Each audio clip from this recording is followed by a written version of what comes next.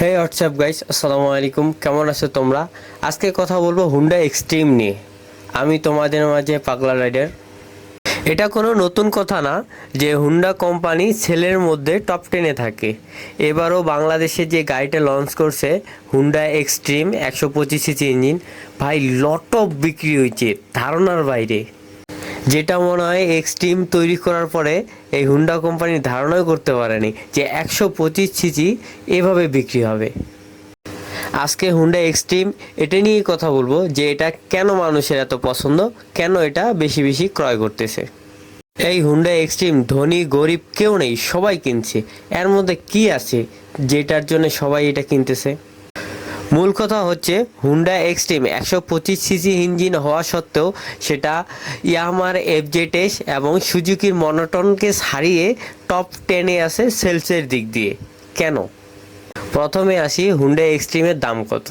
দামটি হচ্ছে বেশি না, অ্যাফোর্ড করার মতো, 1,71,500 টাকা। সেটা হচ্ছে বাংলাদেশ অফিসিয়াল প্রাইস। বাঙালির মাথায় যত ব্রেন, চুরি করে নিয়ে আসতে পারে, মানে বর্ডার পার করে নিয়ে আসতে পারে, যেটা আর কি এটা আমরা বলতেছি না বা ওইদিকে যাইতেছি না। সেটা হচ্ছে অফিসিয়াল প্রাইস 1,71,500। আচ্ছা, এবার আসি মোটরসাইকেলের পাওয়ার কোয়ালিফিকেশন সম্পর্কে। ইঞ্জিন সাইজ তো আমরা জানি 125 সিসি। ম্যাক্সিমাম পাওয়ার হচ্ছে 11.40 bhp। ম্যাক্সিমাম টর্ক হচ্ছে 10.50 Nm। ম্যাক্সিমাম পাওয়ার যেটা 8,250 rpm। কোম্পানি ক্লেম করে যে 1 লিটার তেলে, মানে বাংলাদেশের টাকায় 125 টাকায় চলবে 66 কিলোমিটার, বা হাইওয়েতে চলবে 70 কিলোমিটার। এখন আমি মাইলেজে যাব না, মাইলেজ হচ্ছে নিজের কাছে চালানোর উপরে এবং মেনটেনের উপরে। যদি মোবিল সে বড় মানে 12 বছরও না পাল্টায়, যদি শুধু গাড়ি চালায়, সেক্ষেত্রে মাইলেজ পাবে না। তো মাইলেজটা আমি বলবো নিজের কাছে। এবার সেই গাড়ির লুকের কাছে, ভাই যার যার যেমন পছন্দ, তো আমি লুকের কথা বেশি কিছু বলবো না। শুধু বলবো যে ইয়ামাহার যে এফজেডএস ভার্সনগুলো আছে, ভার্সন 1, ভার্সন 2, ভার্সন 3, এবার চলে আসছে ভার্সন 4।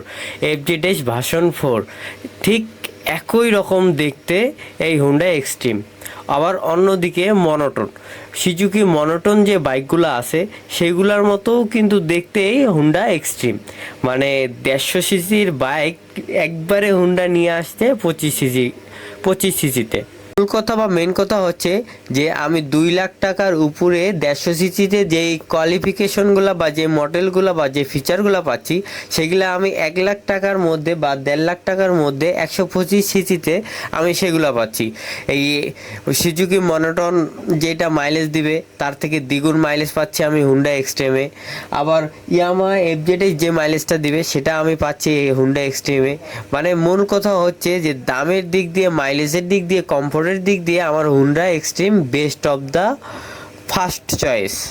আজকে এ পর্যন্তই থাক, আর ভিডিওটা বাড়াবো না।